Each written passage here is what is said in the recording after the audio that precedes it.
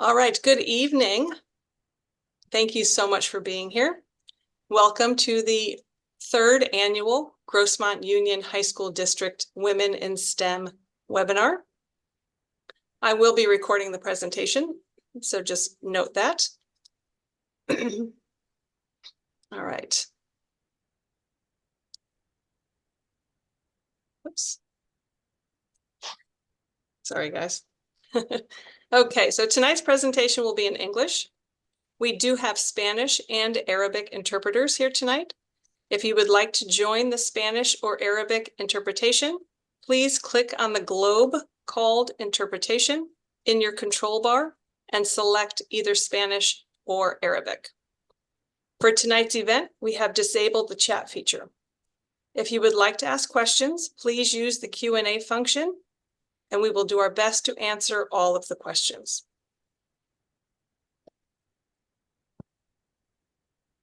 So Jewel Alderson, thank you for being here, will be our moderator tonight. We're very excited to have Rushan Chow as our keynote speaker. After our keynote, we will introduce our three panelists who will answer some pre-assigned questions to give you insight into their careers and how they got there. After our panelists, you will hear from Eileen Bagg-Rizzo, who will talk about the STEM-related pathways offered within the Grossmont Union High School District. Our goal is to wrap everything up by 6:30. Without further ado, I would like to introduce our moderator, Jewel Alderson.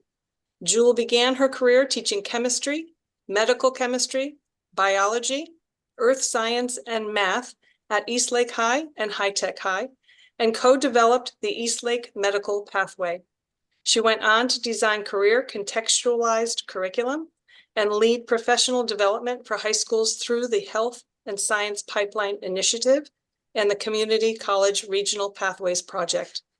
Jewel now supports CTE, innovation, and college and career readiness throughout San Diego County at the San Diego County Office of Education, empowering educators to build programs and guide students as they explore and determine the right path for their career goals. Welcome, Jewel. Good evening, everyone. I'm honored to be here as moderator again and excited to spend the evening hearing from these amazing women. As you hear more about their journey, their experiences, and their advice, consider how this could impact your future.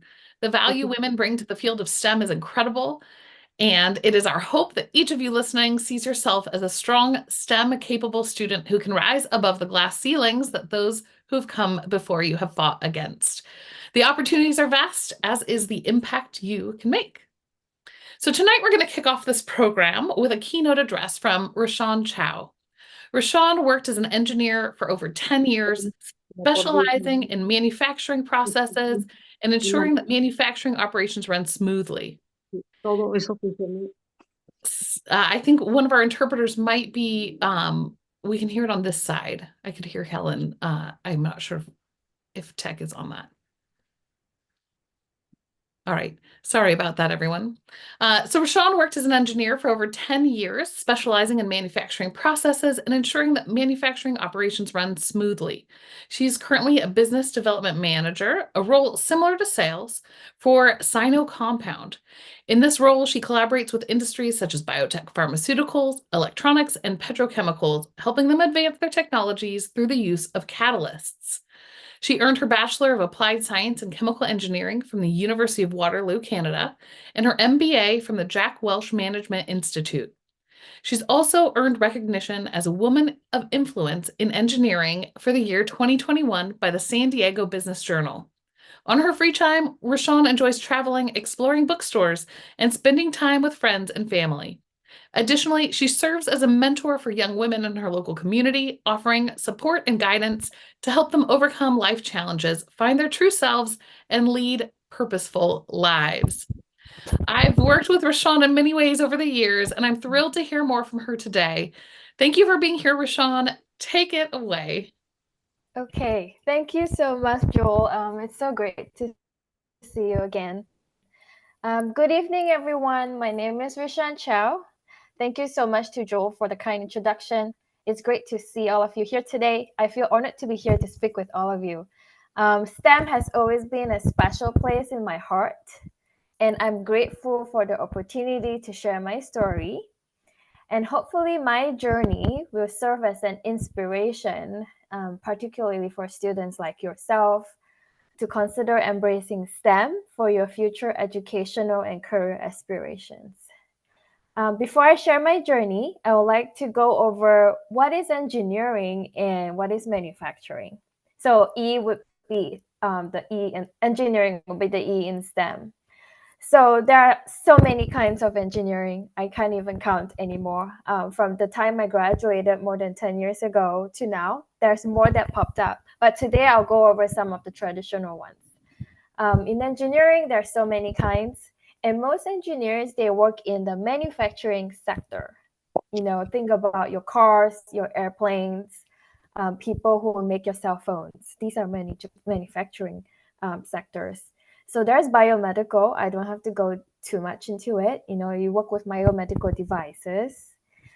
In San Diego, we have a lot of companies that does that. Mechanical engineering is very common. Think about the people in the car industry, aerospace, or anywhere that actually uses some sort of physics. So if you love physics, mechanical engineering is for you.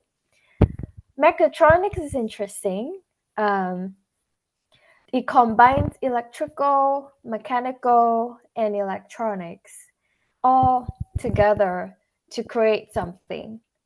It's a very interesting field. In fact, in today's environment, we really need that kind of skill because, as you can see, we have a lot of robots these days, right? Next slide, please. Thank you. Before the next slide where I share my journey, I want to give a few more examples. So I myself, I'm a chemical engineer. So I worked in the lab before, and I also worked in the manufacturing environment. And, you know, interestingly, chemical engineers are for those who love chemistry.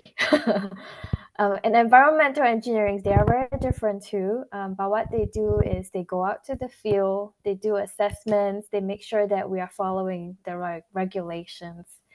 And of course, architecture and civil engineer are for those who love buildings and love building things. Okay, so I'm going to share my journey, and you'll get a little bit more get more insight into what kind of engineering fields there are. Jewel, next slide, please. Or yes, thank you. Oh, there's one more. So nanotechnology engineering, these three, they're also very common, but the newest ones are nanotechnology, software engineering, systems design engineering. There's so many. So before you pick your school, be sure to read up on all these different types of engineering and then go for it. Thank you. Next slide, please. Okay, so we all have a story. I hope one day I can be here to listen to one of your stories. My story started in 2007. Well, actually, when I was born. I was born in Singapore, and then I left home after high school to go to Canada for school. I enrolled myself into a 5 years degree. It is 5 years because 3 years is for school and 2 years is for work. I chose chemical engineering because I was very good in math, but I didn't want to be a professor. I didn't want to be a statistician. So I like chemistry too. So the natural path for me was chemical engineering. But I really want to highlight that parents and your family can have a large influence on you, even your friends. I grew up with female engineers around me. My cousin was a chemical engineer at ExxonMobil. My aunt, she was an aerospace engineer in Singapore, and my uncle was also an aerospace engineer. And one of my aunts taught engineering in school. So having this role model was very important for me because, you know, I naturally picked engineering. I didn't think it was a very difficult career to be in. Next slide, please. So as I mentioned before, it was a 5 years degree program. It's very intense. there's some sacrifice. Sometimes I don't get to see family because I had to work. But it's great because I was able to make money right off college. So after my first semester of freshman at college, I was trying to find a job. All of the students had to find a job. Unfortunately, because there was no work experience under my resume, I couldn't find a job. But I didn't stop there. I decided to reach out to professors, and one of the professors was kind enough to say, "Look, I have a research assistant position in my lab. It's not going to be paid, but you're going to gain a lot of experience." So I took it, and I was working on one of the most fascinating science. So this is a hydrogen cell fuel car. We have EVs now. I guess the next generation is probably hydrogen. There's a few hydrogen cars now, and hydrogen energy is getting more and more popular. So my task at that time was to do testing so that all these different components work. And the great thing was I was able to build a fuel cell myself. Although I didn't get to see it put into a car, but the experience really changed my life because I get to see the stuff that I study be translated into real life applications. Next slide, please.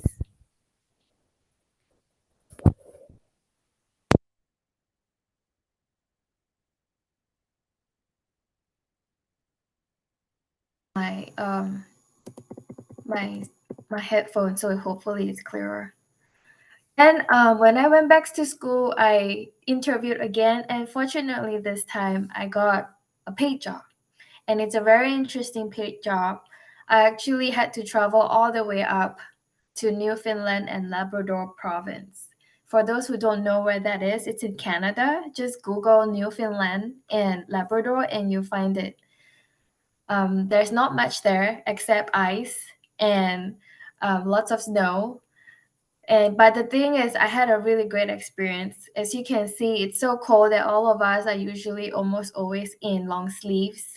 But inside the plant, it's very warm. So one of my job was to actually go into the ball mill, the picture in the middle. I had to go into one of those ball mills and do inspection. Look for defects. Are there any equipment defects, any cracks? Because this is gonna affect the quality of our product.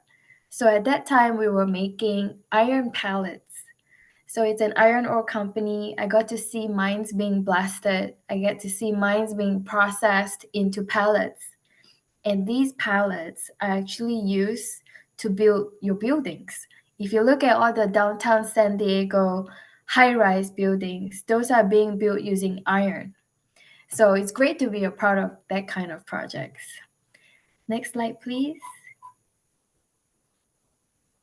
Okay. Great. Then I went back to school again for another 4 months and then did my interviews while I was doing exams. I got another job, another internship. The internship was working for a film company. You probably don't know about this, but parents probably will know. We used to have to take pictures and then develop them into films, right? These days, we don't do that. But in the past, that's how movies are made. So my job was to go into the first picture. As you can see, there's a lot of white reactors. My job was to go there, take samples every day, and then go back to the lab, do titration, do a lot of chemistry experiments to make sure that the solution is to the right concentration before we can actually develop films. So it's fascinating, and I actually got the opportunity to watch movies that are not even in the cinemas yet. So that was really a perk for me during that internship. Next slide, please. Okay, I know so many internship. I graduated with 6 different internship, which is really cool. The fourth internship, I worked at Procter & Gamble. For those who may not know this company, if you use shampoo, if you brush your teeth using Crest, you use Oral-B toothbrush, if you help your parents do laundry, this is the company that make those products. So I was fortunate to be a part of that. My job was to work in the production line. My job was to find waste, look at the process of making the dryer sheets, and find ways to either reduce waste, cut down cost, improve the quality. So these are some of the key things in the projects that I was given. So it was really great because at the end of the internship, I had so many dryer sheets to use for college. So that was great. Next slide, please. This is my second last internship. I had the opportunity to work in another pallet plant, but this time it's not iron, it's not a metal, it's a plastic. Anyone who uses Tupperware probably would know this. So we actually make, those little pellets, polyethylene plastic pellets. And these pellets get sold to companies to make Tupperware, plastic pipes, anything that's made of plastic. So it's fascinating. My job at that time was to look at safety of reactors. So as you can see, all these reactors in the second picture, they can be quite dangerous. If we are not careful, they can blow up. And when they blow up, the company lose a lot of money. People might lose their lives. So what we did was making sure that the design was accurate. If there's too much pressure, there's an instrument that can relieve those pressure. So that was my task at my 5th internship. My last internship is the next slide, where I went back to P&G and I worked on the same thing, dryer sheets. But at this time, I worked on a totally different project. They look like toilet paper, right? Toilet paper are made that way, by the way. Just in case you didn't know, it's from a really large sheets, rolls of paper, and then they just cut it. My job was to install simple things like emergency stop. But really, my job was to look at the quality of the dryer sheets to make sure that the perfume actually sticks to the dryer sheets. Next slide, please. Thank you. Then I graduate finally after 5 years. But the fortunate thing is I was able to get a few offers after school. So I guess my encouragement for all of you is, regardless of what education you're in, try to get internships, try to get co-op, whether they are paid or not. You're going to get so much valuable experience. You're going to find out if you actually like what you're studying. If you don't like it, then do something else. Thank you. Next slide. Okay, so Jewel was wondering what I was doing. So before I'm in my first job, I was actually, after I graduated, I was working for Johnson Matthey. This company is actually in San Diego. As you can see, they moved me to 3 different states. I started in New Jersey. For those who have engagement rings, wedding rings, you have jewelry, a lot of those scrap, they get collected and then they get sold to the company that I used to work for as scrap. And then all these scrap are then being melted and then turned into grains of powder, as you can see. And then this grain of powder would then be moved to another facility that they transfer me over. And then they get made into ingots. I don't know if anyone have seen gold bars before, but when I first saw my first gold bar, it was fascinating. I couldn't believe it, and it was so heavy. So one gold bar is about $40,000, pretty much a college education, right? And then the whole process is really fascinating because you go from scrap turning into ingot, and then you make them into Tiffany & Co. jewelries and also medical devices. So these are some of the exposure that engineering could bring you. Next slide, please. Oh, next slide. Thank you. And after that, I moved on to my next position, and this is also in San Diego. In San Diego, they do a lot of very interesting things. One of those things is DNAs. So I was involved in a project that actually do DNA analysis, and my job was to look at the quality of the product. So this electrophoresis instrument over here, the purpose of the instrument is really to help people do DNA analysis, see what's in there, what's in the specimen. Next slide, please. And then this is where I met Jewel. After I left that company, I joined the community college system.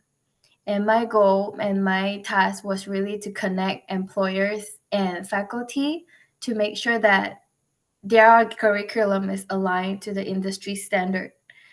So I spent about 2.5 years with them, and it's been great, and I'm still working with them. Next slide, please. Last but not least, this is my current position at Sino Compound. For those who have been following my journey, you saw that I started as an intern, I became an engineer, and today I'm a saleswoman. That goes to show that sometimes you don't know where life will take you. You might think that you love science today, but hey, you never know that maybe you're pretty good at sales too. So don't feel stuck. Don't get into an analysis paralysis mode like, oh, what if I pick this one and I don't like it? That's okay. Just figure out what you like, pick something, and then go from there. I never would have thought I would be a saleswoman today, but my job was to sell catalysts. For those who are curious, what a catalyst is and where it's being used, if you go to CVS or Rite Aid and you pick up a drug and you go to the back, it would say drug facts. Go look at the active ingredients, right? So every active ingredient is a chemical molecule on the right-hand side, that picture over there. And they are very complex. They are not easy to make. Sometimes it's very dangerous. Sometimes it takes a lot of money. Sometimes it can require a high temperature. Sometimes it takes days to make just one reaction. So what a catalyst does is it catalyzes the reaction. So instead of days, you only need a few hours to make a complete reaction. Instead of 500 Celsius, you only need 150 Celsius to complete a reaction. So that's the kind of chemical that I'm selling to the biotech companies, the Pfizers, the large pharmaceutical companies today. But yeah, that's my journey. I really hope that I really enjoy my journey a lot. I get to see and meet all kinds of people. I get to interact with different kinds of people, even people here today. I know some of you, and without taking that risk to try something different, I would not have been where I am today speaking to you. So for students out there, don't be afraid. You only live once. So make sure you make the best out of it and just go for it. Don't think too much. Thank you. Do you have any questions? I'm happy to drop my email if you ever need to talk. Thank you. Thank you so much, Rashawn, for sharing about your journey and the incredible opportunities for women in the field of engineering. As I was listening to your story, it reminded me one of the exciting things about career pathways programs are that they're so well connected to industry. And in fact, I had a neighbor in manufacturing and connected him to Rashawn. He was able to have better access to students who would be prepared for the field. So the more you all keep an eye on the career pathway programs that we have throughout the region, the more you get connected by people who are in industry like Rashawn, helping other industry people find students who are ready for these careers. So thank you so much for sharing about your journey. And I hope that some of our students could be inspired by that journey and think about how you might take a similar one. Next up, we are going to shift into our industry panel and hear from 3 more women making an impact in STEM fields. We will begin with a brief introduction for each one, and then we'll move into some prepared questions. In the meantime, we encourage you to use the Q&A feature to ask any questions you might have. You'll find that at the bottom of your screen. And we will do our best to leave some time at the end to address questions that come up during the session. First on our panel, we welcome Jennifer Bate. Jennifer Bate is a local San Diego cybersecurity professional who currently works as a penetration tester, aka ethical hacker, for Deloitte. She spends her days trying to break into websites and computer networks. Cybersecurity is actually her second career. She also has a Bachelor of Science in Electrical Engineering from the University of Michigan and served in the U.S. military. After leaving the military, she moved to San Diego with her husband and took a voluntary career break to be a full-time parent to her 3 sons. When she was ready to return to work, she was about 20 credits into information technology at Palomar Community College when she participated in her first Capture the Flag. This is a cybersecurity competition, and she fell in love with cybersecurity. She holds a number of industry certifications from a scholarship designed to increase the presence of women in the field. Her first cybersecurity job came through a classmate at Palomar. She loves cybersecurity because it offers unlimited learning opportunities, a way to join the epic battle of good versus evil, and the option to work in her pajamas. Jennifer, can you please introduce yourself, share a little bit about your organization and job title, and tell us about your career journey? What factors led you to your particular industry and career, and how are you using STEM now? Thanks, Jewel, and thank you, Rashawn. I just loved everything that Rashawn said. I just love to hear about her career journey and how she's in so many different things that she did not know she was going to go into. And she just kept her ideas open, and I think that's so valuable. My name is Jennifer. Jewel told a little bit about my journey. I am on my second career. How did I choose STEM? Well, first of all, what I do now, I work at Deloitte. Like Jewel said, I pretend to be a bad guy. Companies hire me to pretend to be an evil hacker. So I'm what's called an ethical hacker. And I try to break into computer networks and websites. I try to find the vulnerabilities before the bad guy does. And then I teach my clients how to fix those. So how did I end up here? Let's see. I wanted to major in engineering because my dad was an engineer. My mom was a math teacher. My brother was an engineer. It just was very normal in my home to love math, to love to learn, to love to read, and to love explore things. So engineering was sort of a natural fit. My family was very practical. So their attitude was, look, here's a great career. It will be interesting. It'll be versatile. You don't need a graduate degree with a lot of debt or anything like that. So that was sort of why I chose that. Electrical, I think, was because I liked more of the math. And so I just sort of like, well, this looks good. I'll start here. It'll be a good foundation. Let's see, how did I choose cyber? I was in biomedical engineering for a while, and Rashawn talked about that. I worked in an Air Force hospital. So I'm applying engineering methodologies to hospital environments. After we moved here, I was looking for a different career. I wanted something more versatile that would fit in my life. And so I wasn't afraid to change and to explore and look what was out there. I had taken a career break, so back to the community college, night school. And my attitude on IT was every company's an IT company. So this way I would have a skill set that was in demand. And that is how I got interested in cyber. There's not very many women in it, so we are in high demand, especially when it comes to pretending to be the adversary. They need a variety of people to be that adversary. I'm trying to think if there's anything else I haven't covered. There are a lot of scholarships for what I do because of the lack of diversity. I also like that I'm constantly learning. The attacks are constantly evolving. I do like that I'm in that epic battle of good and evil, like Jewel said. And I like having that rare and valuable skill that I can really dive into a rabbit hole and learn a lot about a particular topic. So I think that just feeds my curiosity and it feeds my love of learning. And I can work anywhere. I can work in any state. I can work from my parents' house and at their cabin. I most of the time work out of my house.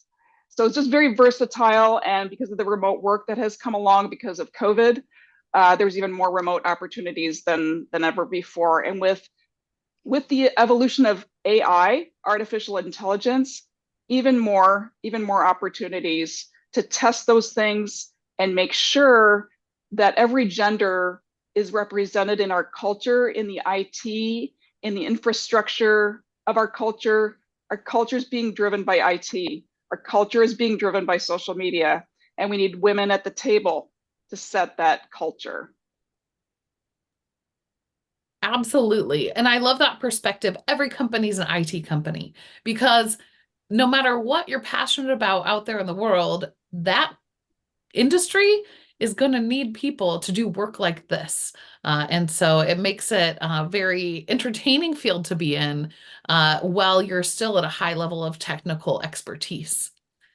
So I'm looking forward to hearing more from you, Jen.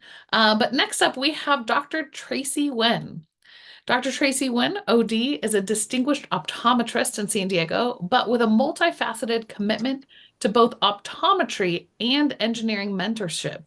She graduated with a Bachelor of Science in Biology with a minor in music from the University of California, San Diego, and a Doctor of Optometry degree from Southern California College of Optometry.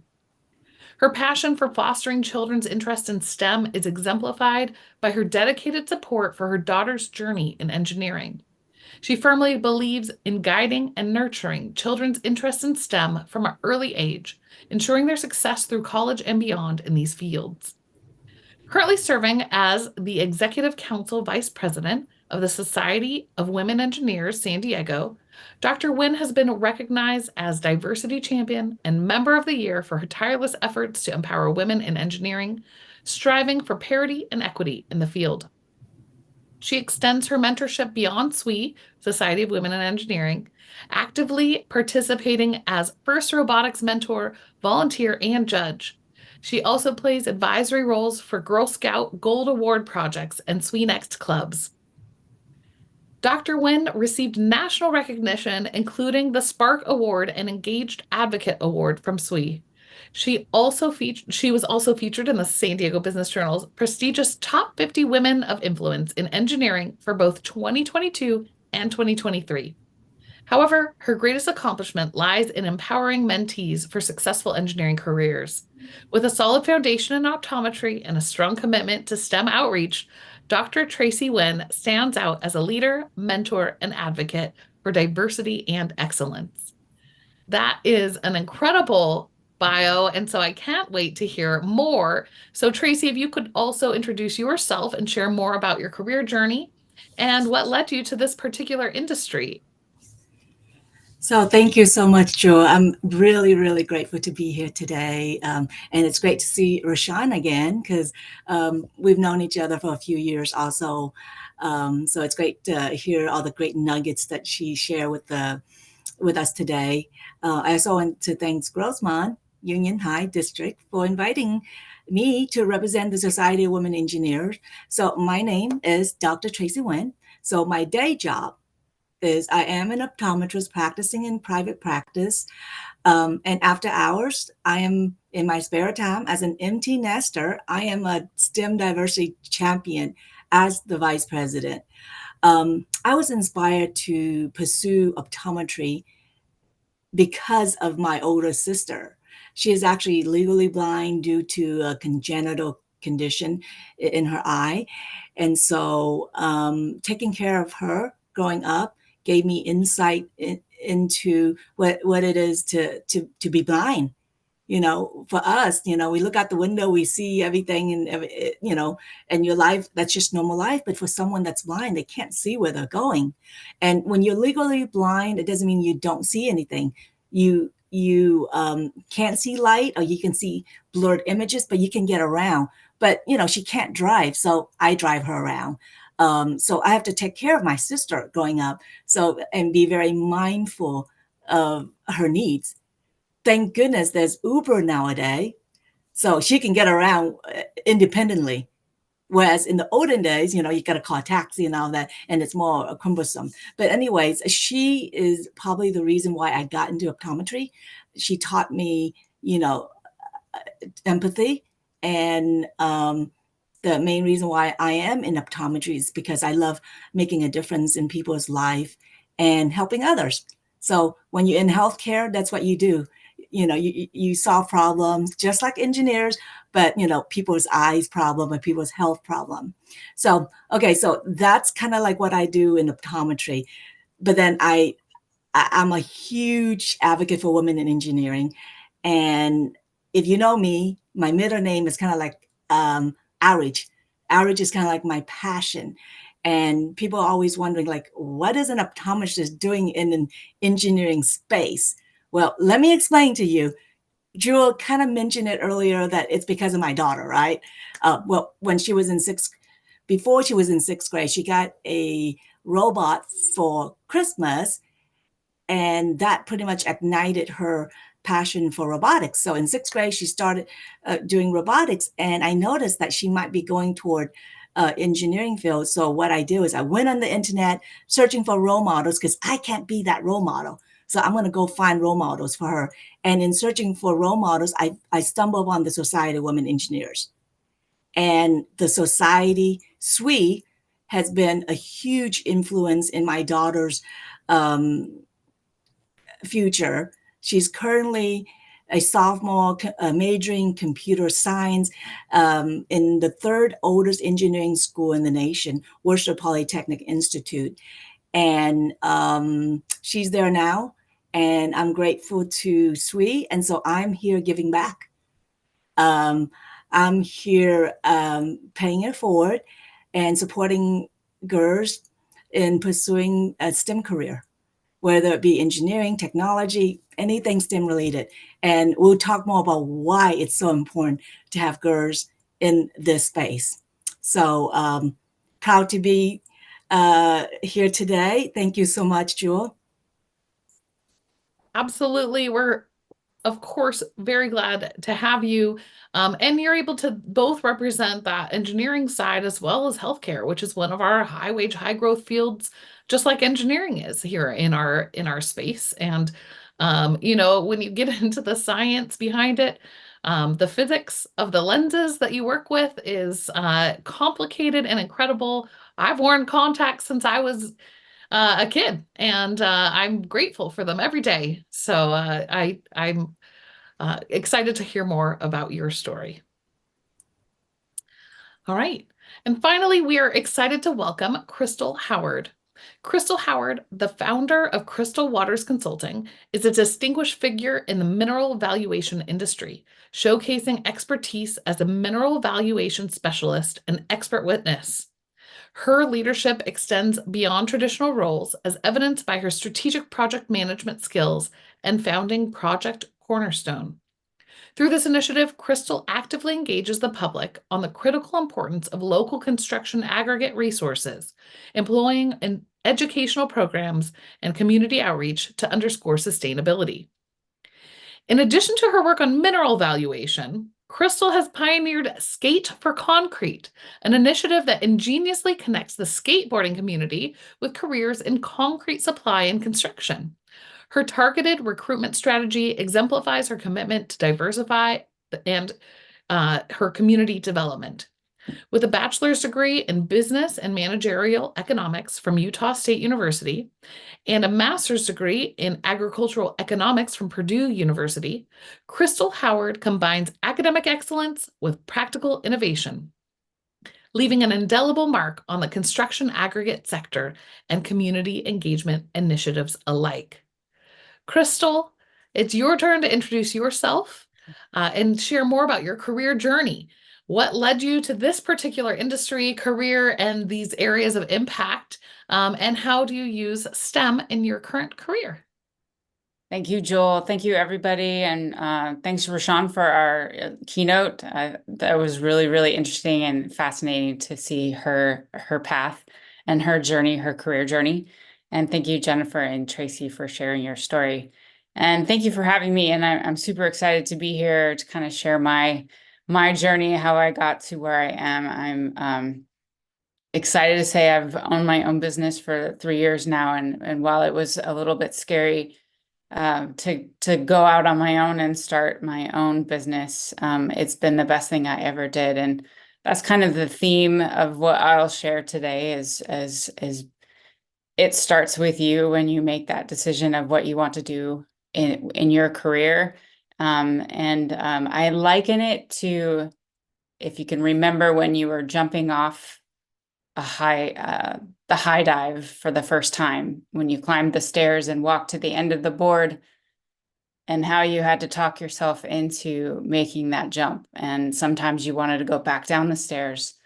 and when you finally were able to take that step off that board and go into the water, you realize that you are going to be fine. And it's just getting to that first step to get off that board. So I'll continue that theme throughout what I'm going to talk about, but how I started my career, and it starts with what you're interested in. And those interests come from what you learned in high school, and just your surrounding, what you were exposed to as a kid growing up. And I really had a fascination with water. This is also a theme where your initial fascination or your initial interest molds and transforms into what you end up doing. So just know that, kind of taking Rashawn's pathway of how she experienced so many different job experiences and internships, that it really kind of showed her what her interests were, and it kind of led her to her current path. And that's totally normal, and it doesn't mean that you fail if you have to change. So that's one thing to consider. I started, since I knew I wanted to be interested in water, that was where my interest started. When I went to college, I chose environmental engineering. And I clearly realized after a few classes that was not what I wanted to do. And I thought I would hate economics, and I learned to love economics. And now today, I've kind of merged the two of them, where I'm working with engineers every day. I'm working with the science of concrete every day, working with water management as I consult for the mining industry. So I'm kind of meshing everything. While I do mineral valuation, I am also working working with engineers on a daily basis.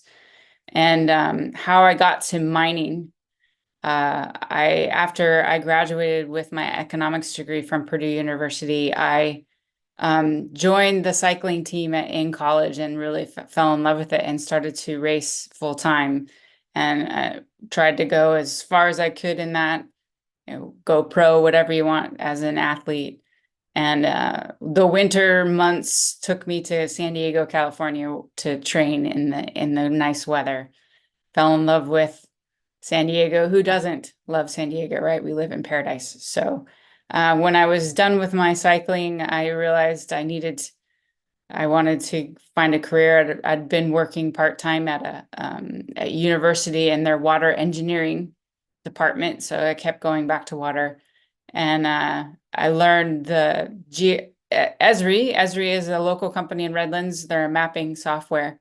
And I was really heavy into that, using that a lot, using that as a tool. And I used that as a tool to find a job here in San Diego.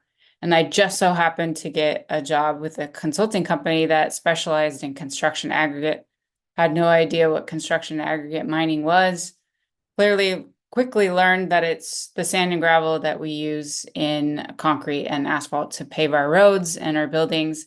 And a whole new world opened up as I saw how things were made from.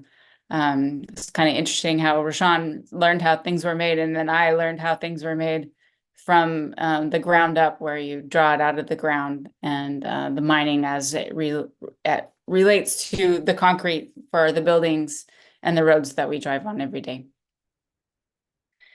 That's kind of how I use STEM today. Is I use a lot of math in my consulting firm with mineral valuation, modeling. I do a lot of forecasting.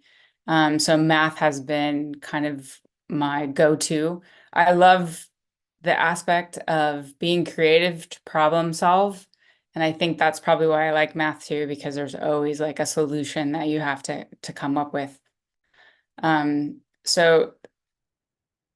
And then with Project Cornerstone, I have a strong passion to help the younger generation find or become aware of great paying jobs and a great career in the concrete industry that they may not know exists. And so I'm super passionate about sharing the fun science of concrete. Just making concrete in general gives me goosebumps, excites everybody that goes to make it, and connecting it with skateboarding is kind of another theme that I will share at how my advice for women is how did I come up with that idea to connect concrete with skateboarding. So I'll leave it there for foreshadowing. Perfect. It's been great to hear more. I'm intrigued, so I like this foreshadowing. Don't go away. More coming. No, just kidding. We're not breaking for commercial here, but we are going to move into our main panel questions with our three panelists today. So our first group question is describe your experience as a woman. Sorry, what do you think we need more women in STEM? We already answered the other one. Why do you think we need more women in STEM? And what difference can women make in the world by pursuing careers in STEM? So for this question, we are going to start with Tracy. Okay, so there are many compelling reasons, right, why we need more women in STEM, right? First, you want to think of diversity and perspective. Women bring a unique perspective. We all can agree on that, right? And our experience. And having that a diverse team foster creativity and drive progress. So I was just thinking about this, like, why is it so important? Let's go back to the 60s or the 50s when seatbelts were invented, right? And in those days, engineers were men. And when the engineers were inventing the seatbelt, they invented for a man. So what we found out is there was a lot of fatality for women and children back in those days. And of course, having women at the table, I think we might have bring women the body and all that into perspective when inventing that particular seatbelt. So again, back to the fact that giving a different perspective at the table and women being one of it would definitely give creativity and drive progress. The second thing is equal representation, right? You know that women make up of half of the global population, and half of women graduate from college just like men. 50%, it's 50-50, but there's less women in STEM. This is like very significant because if you realize that achieving gender parity in STEM ensures that talent and potentials are not overlooked based on gender.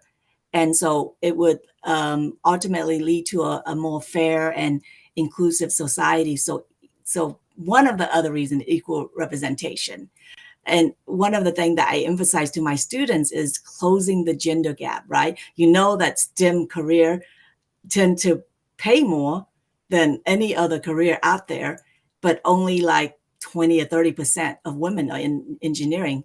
So why don't we get more women into engineering? Because, it is a good life. I mean, you don't have to go get a doctorate degree. You can just graduate with a bachelor and do pretty well. So closing that gender gap is really important.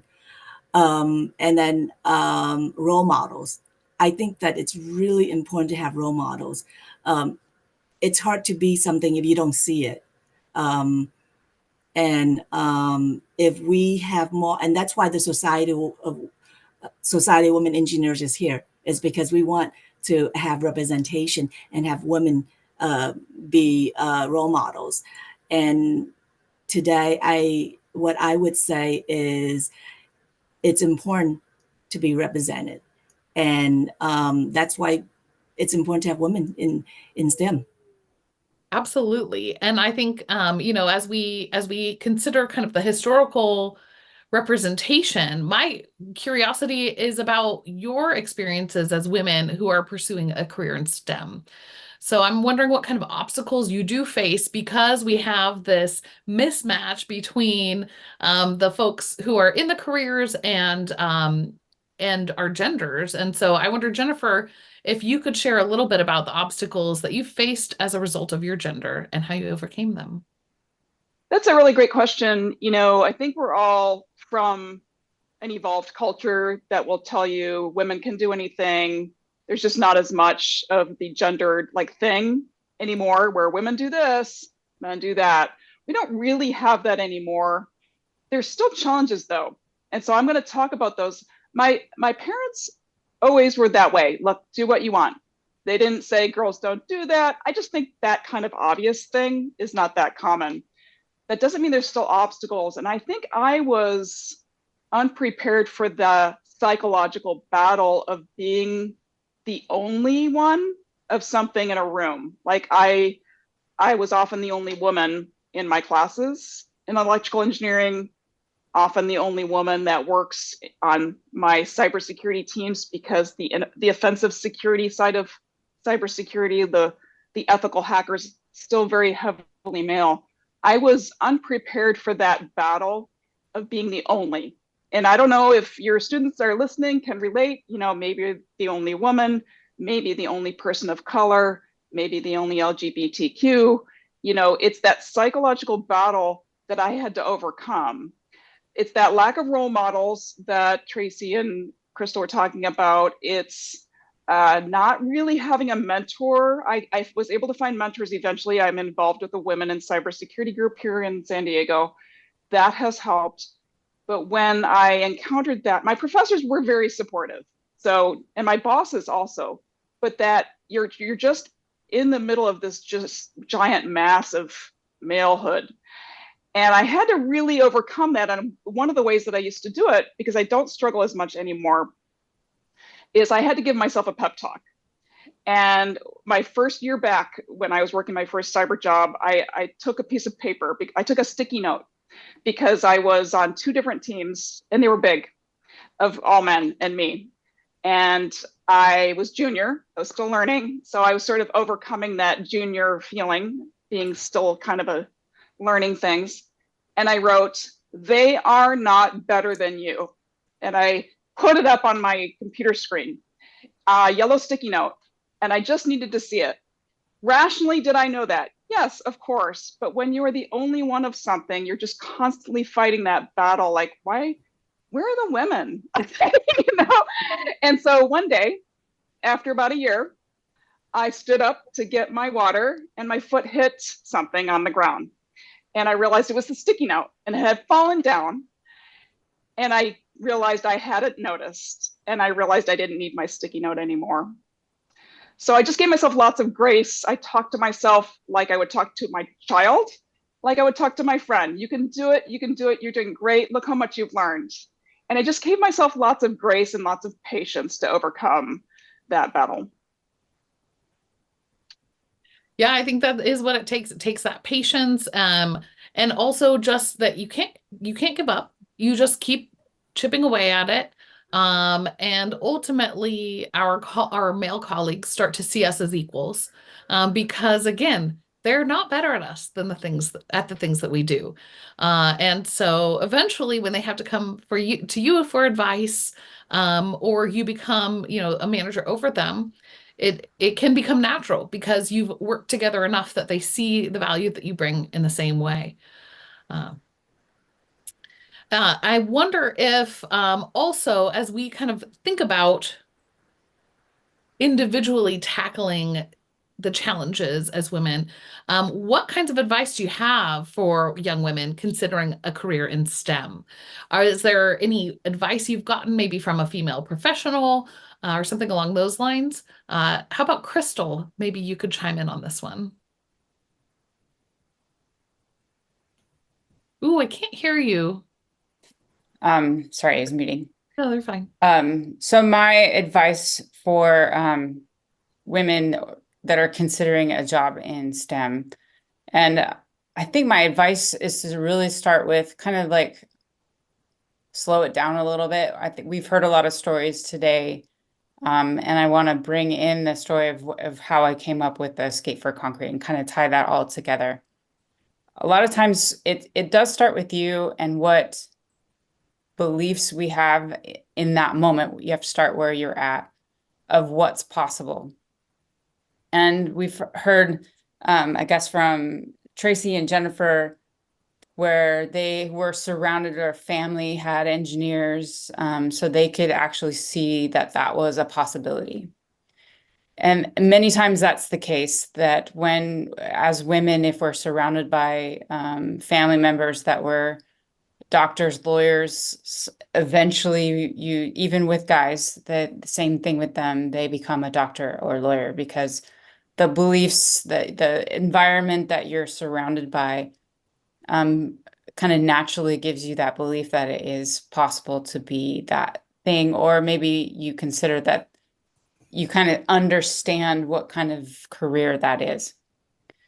But what happens when you're not surrounded by that, and you may not have those influences to show you that it's possible, and potentially we have the belief that that job is for a guy and not for a male, or and not for a female, or it's for someone of a certain age as opposed to, you know, someone who is younger versus older. So there's these different beliefs that we kind of have to identify ourselves and see what's possible. And I like to share the story of how I came up with connecting concrete to skateboarding. And it was when I met Mike McGill. I don't know if you guys know Mike McGill, but he's a skater that was on the Bones Brigade, skated with Tony Hawk. And he invented the McTwist, if you've heard the move McTwist. And he shared the story of how he came up with the McTwist. And as an athlete, it could apply to any situation where you are the first, that no one has ever done it before you.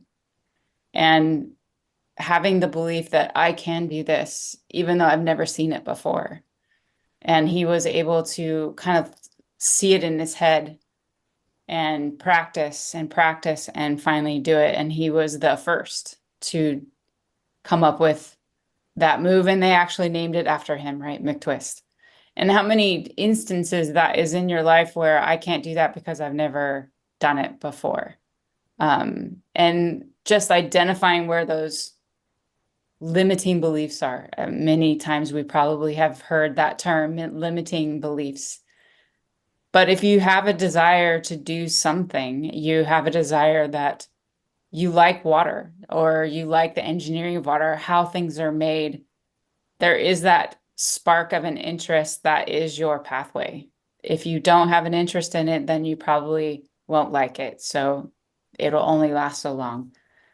But if you have that spark of interest, you want to know how things are made, you want to know the metal parts of it, or you want to find problem solve in another area, then you know that that's a pathway to start with, what steps to take to learn more about that. And if you have no experience with it, if you have no one else around you that has shown you that it's a possibility, or what are the possibilities along that interest line, then my advice to you would be to not let that hold you back. To identify that you might not think that's possible, but it's possible, just like you think cement and concrete are the same thing. When you realize that they are not the same thing, that could be your belief as well. That what you think is true, that is not possible for you. That actually cement is an ingredient to concrete, and it could be so much more. But concrete can't be anything without cement. So just my advice is to kind of start with you and start with where you're at. Don't get frustrated if you're not where you think you are. And to really identify and explore what your interests are. And if you don't think it's possible, then to maybe reach out to someone on this panel to ask them questions, or find ways to what are the next steps, or what could be possible to learn more about your interests. And I'll say my example, the one woman in my life that has showed me what was possible is my mom. She's a very independent single mom, raised us by herself, and she built stuff. She built all the stuff in our house. She didn't build the house, but like if there was like something that needed to be fixed, or she needed to build a bench, or she needed I don't know, paint the house or like things that you would hire people to do. She did it herself. She became an engineer and never went to school. So, but she believed that she could do it. Why can't she do it? Why not me? I kind of understand it better than anybody else. So why do I need to do a degree? So I see that I have benefited that as it comes to career, I don't see anything that's not possible. So I benefit from that belief, and was raised with that. So I realize that my career path has quote unquote been easy for me because it never seemed to be a problem.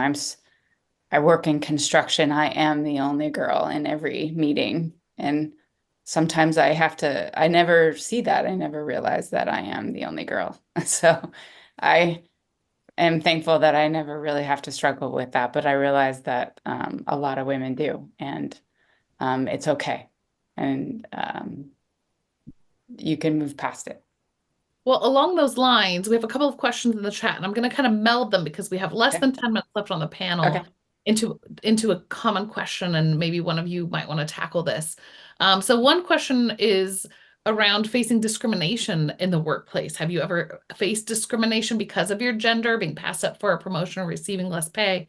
And the other is just asking, what steps can an organization take to create a more inclusive environment, a supportive environment for women? And I think they're the same question in some ways, or two sides of the same question, right? So where have you been in an environment that didn't have that inclusive piece, and then how can we shift that? So I wonder if anyone, maybe Tracy or Jen, do you have any experience in those spaces that you might want to share? So I would like to share something that my daughter went through when she started college out in Massachusetts. This California girl flew all the way back east to go to college, and she's actually on a full merit scholarship. And that's something that she doesn't share with a lot of people just because she doesn't want that bullseye on her. And so when she got to college, the first thing that a lot of the boys would say to her is, yeah, you got it, because they're just checkboxing. You're a female and Asian, right? And to her, she came back and she told me about it, and she said, it really hurt me because I start feeling imposter syndrome. Do I belong here? And the one thing that she found support from is the first thing she did upon arriving was to join the Society of Women Engineers on campus. So SWE is an international organization, right? There's 43,000 members worldwide. So everywhere you go, you will find SWE.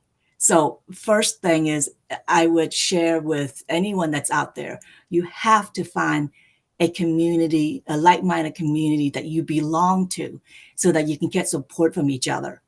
That is crucial in your career, in your college.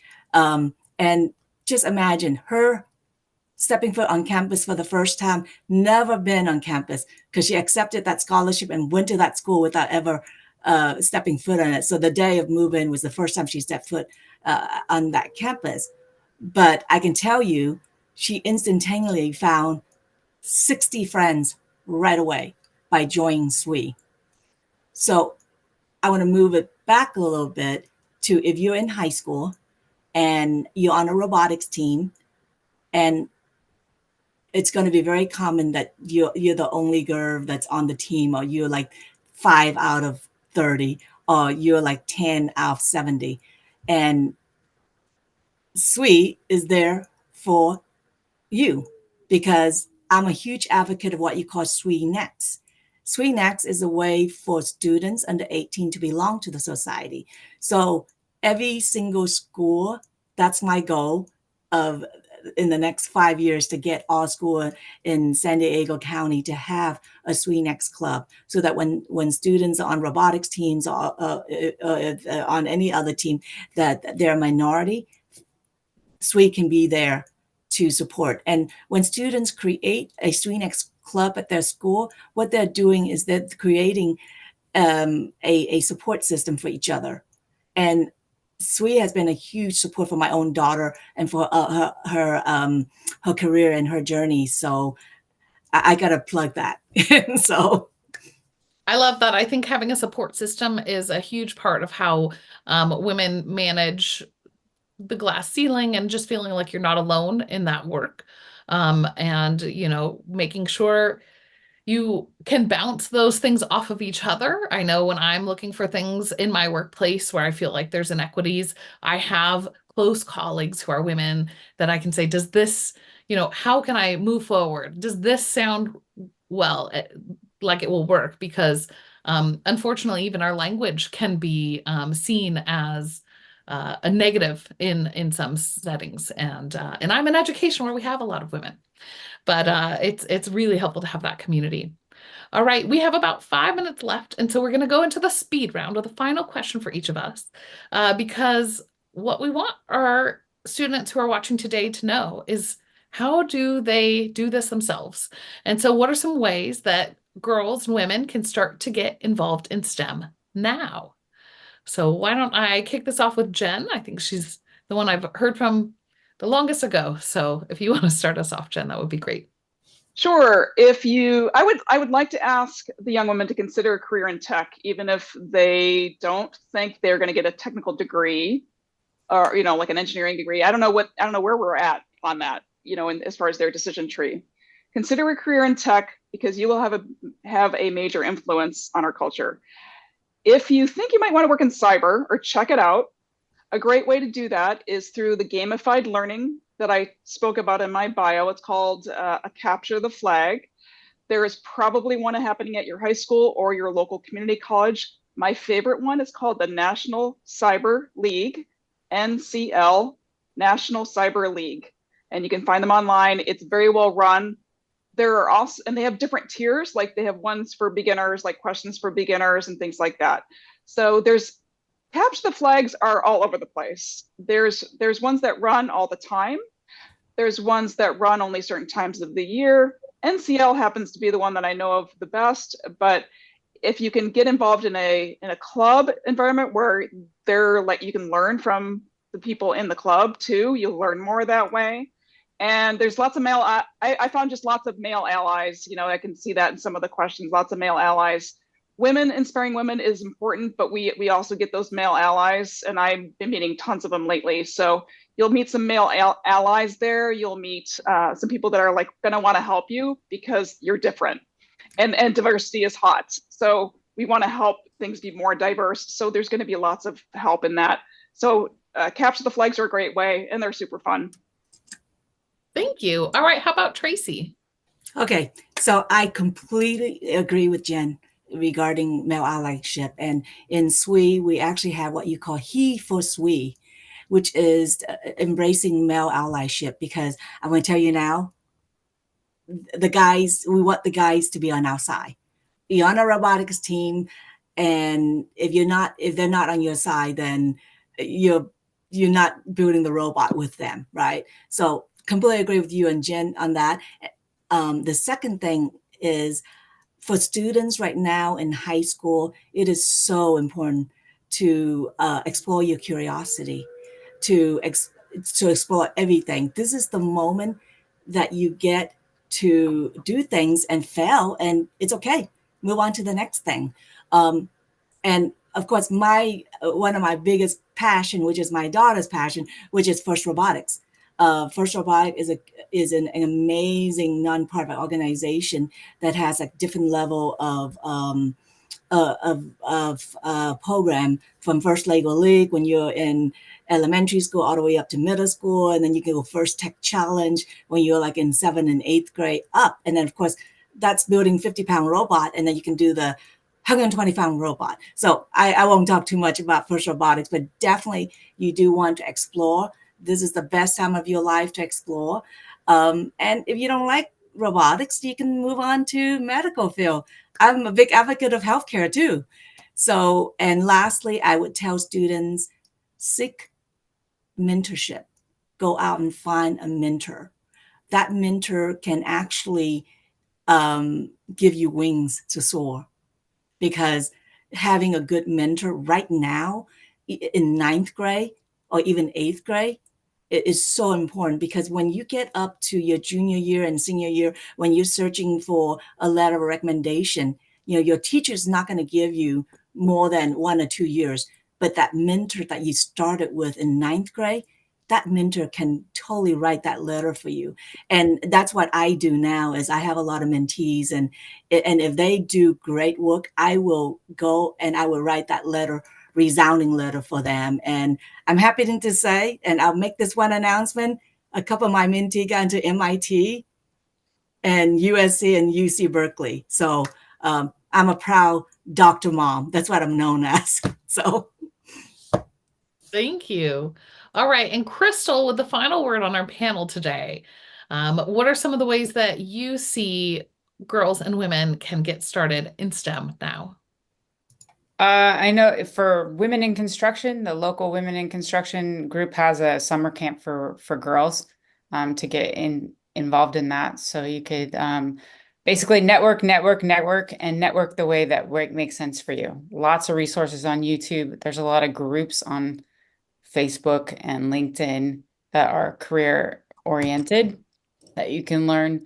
And then same thing that Tracy and Jennifer was saying is join a club or get involved in an organization that you can meet people and network and find those people that can reach out to you. But there's a lot of resources out there that you may not be aware of. And so basically Google is your friend, I think.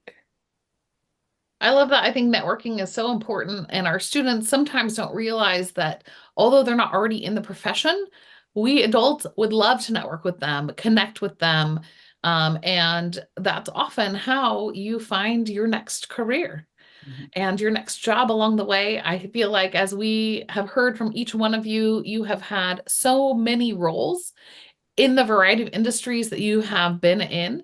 And many times that network is what helps you to move from one place to another and to find the support you need along the way. So thank you all for your time here. We're so grateful to have you sharing your experiences with us today.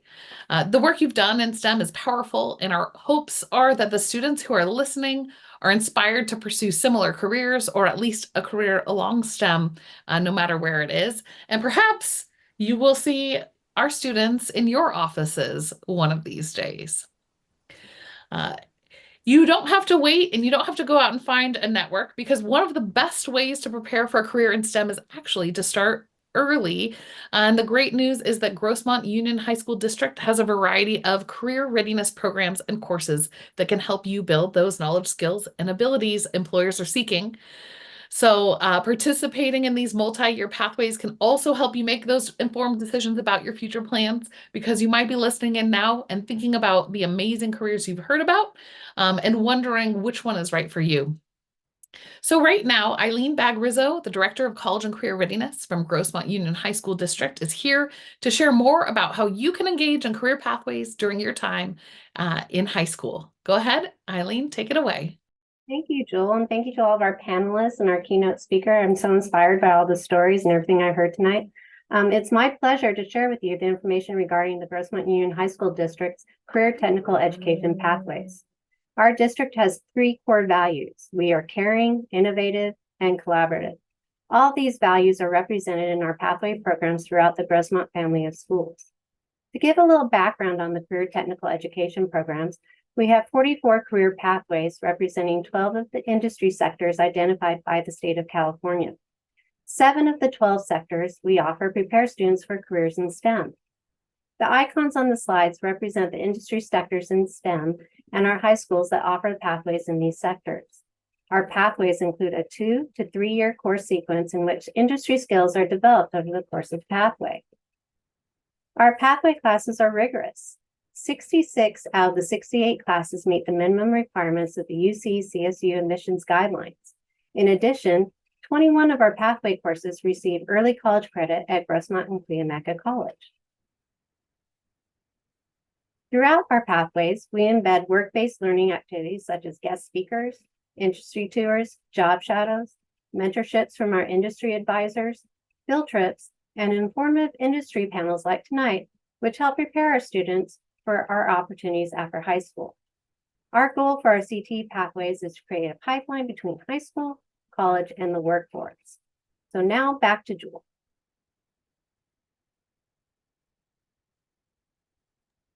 All right. Thank you so much, Eileen, for sharing the incredible work that's happening in Grossmont Union High School District. As we come to this close, I just want to thank all of you who are here, both our panelists, our keynote speaker, the attendees, and those of you who are watching in the future, because this is a recorded session. I want you to think about how you can find a STEM career that aligns with your own strengths and interests. Today, we heard folks who were really excited about a number of fields. We have skateboarding happening. We have gemology and working with $40,000 bars of gold.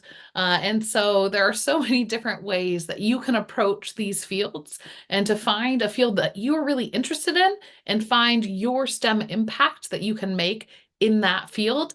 And the bonus is that you can grow up to live and work in our communities and afford San Diego, because it is a tough area out there, but these are the kinds of careers that ensure you have those opportunities. So as we come to a close, I thank you all, and I hope that you all have a wonderful evening, and I will send this back to Nicole, or I will end this where we are. You're good. Thank you so Perfect. much, Thank Jewel. you. Thank you to all of our panelists and our keynote speaker, and thank you to all of the students and families that have joined us today. We really appreciate it. This recording will be emailed to you, so you will have it for future use. Thank you so much and have a wonderful night. Thank you.